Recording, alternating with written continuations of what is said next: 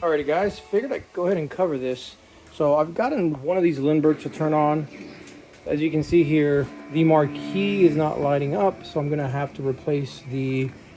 I don't want to do fluorescence anymore. A lot of times what I figure out about these is they're these weird fluorescent sizes that you can't commonly find. As same here, look, it's a tube. It's a fluorescent tube. We're gonna do away with all that, and we're gonna go with 12 volts LEDs all throughout. Monitor's gonna have to come out. This is a really old monitor that honestly is set up for VGA signals because it's a JVS cabinet, so it's set up for analog signals, not really for digital signals. Which my Net City is gonna be set up for VGA, and I'm gonna do pretty cool setup for that. This looks to have been updated though to the AllNet PRAS multi-system, because this is not original that I think on these cabinets. So this was added after the fact. So that's pretty cool. And you can see there the PRAS, because the PRAS system is more of like the newer stuff. So this was updated to run the PRAS. The sound system's actually pretty good. If I can update and find the right speakers, I'll update it. If not, I'll just leave it as is. The amp works for it. I'm gonna leave all that stuff in there originally, but I'm gonna update it all to more modern stuff. So it'll be interesting to take apart. It's very similar to a Namco Noir in the sense of how it's designed, but it's a little bit more slim form factor, I think. And then the control panel tends to, it's kind of slanted a little bit down towards you, if you can see here.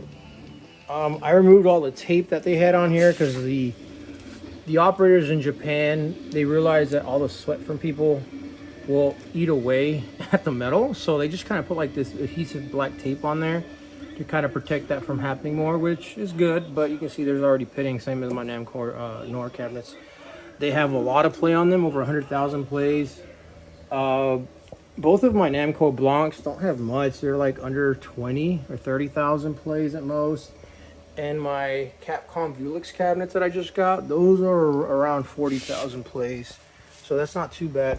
What I do like about this Lindbergh is you have an access panel here in the back for your video in, video out, to set up for 2-player inverters, sound in, sound out, and JVS in and everything like that.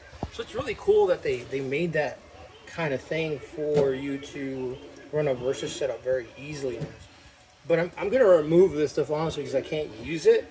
But I'm definitely going to use the brackets to be able to put in my own in and outs for a Versus setup to make it much easier for me to do that when I want to hook these both up together for a Versus setup. So I really like that a lot about this. This was going to be interesting though to take apart. I don't know how this stuff is screwed in, honestly. I don't know if these are... Yeah, look at that. These are just covers. I kind of just popped it out. So, oh, there it is. It just kind of screws in there. So pretty cool design there. I'm going to remove this back panel. Figured I'd show you how to take off a Lindbergh monitor. So this goes down here where you control the controls for the LCD monitor.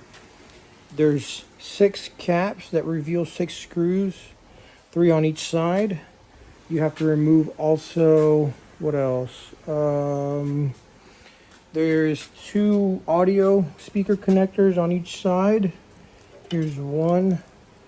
You can only remove them once you detach it because where you push it to disconnect is on that side.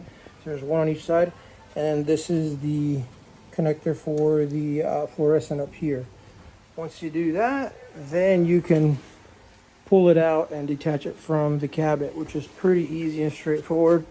And then as far as there's a cover back here that you remove, there's just a couple screws. This one doesn't have it, unfortunately, but the other one does. So just a heads up. So I've started to take this apart now. There's 4 screws to remove that top cover. There's 4 screws to remove that bottom cover where the fluorescent is, and the wire is stuck with it. There's 2 screws on each side to remove these covers on the side, and they just slide right up like Legos. And then Those two covers are down here that cover, that kind of bolt tie together the speakers with the frame, as well as these. I'm not going to remove these yet, I don't think, but that gives me access, as you can see here, to the actual LCD. There's all these different bolts here all around the LCD. The LCD is actually very heavy.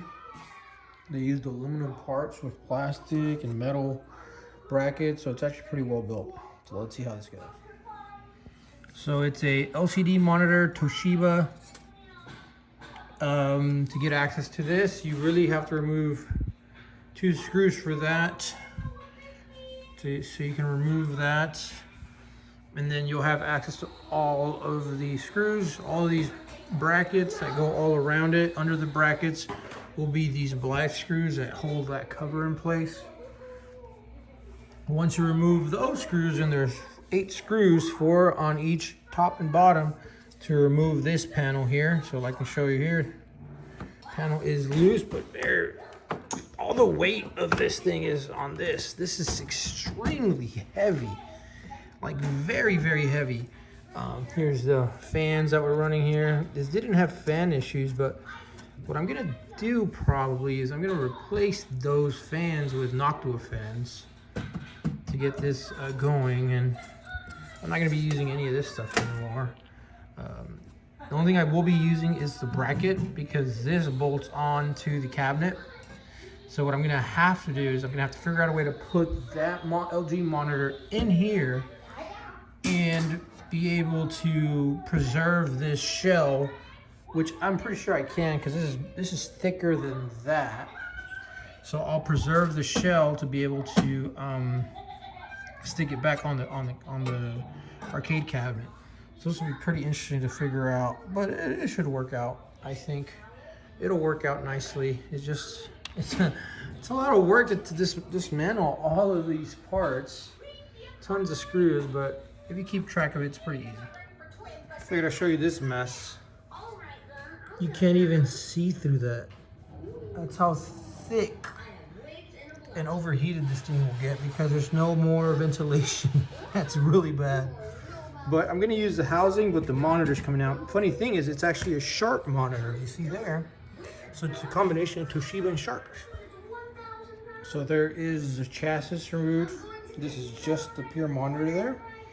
So now what I'm gonna do is I'm going to fit that over that monitor there, and close it all up and clean it up, and we'll be good to go. This is actually very, very heavy. So a lot of the weight is just from this monitor, which, if you think about it, yes, older LCD technology was very heavy. This is manufactured back in 2008. And you can see there, it says Sharp. So all the bulk and stuff, all of this stuff is gonna get thrown away. We don't need any of this crap. We're just going to keep this. So this is gonna be our main thing we are gonna keep. So, so I'm officially done putting this monitor in here. I had to remove the backing for it. This is the monitor I dropped in there. I had to remove the backing for it to fit. So there you see, it fits in there with a lot of space. Now it does have little, has 2 holes here for the VESA mount that come out, that stick out from the plate. So I went ahead and screwed that in there. So this is actually mounted in there and screwed in. I just used the tape to kind of like get it where I wanted it to be, and it wouldn't move while I did all my drilling and stuff. I cut out a hole here to access my inputs. I just ran them through here, and then to control the monitor settings, I ran the wire down here, and you can just control it through here. So that worked out really well. So I'll be able to just cover this up like that, and no one will know that this is this is even there. This is not easy to do, honestly. This took a lot of effort to kind of get it right. Drilling a lot of pilot holes and figuring out where everything kind of was supposed to go.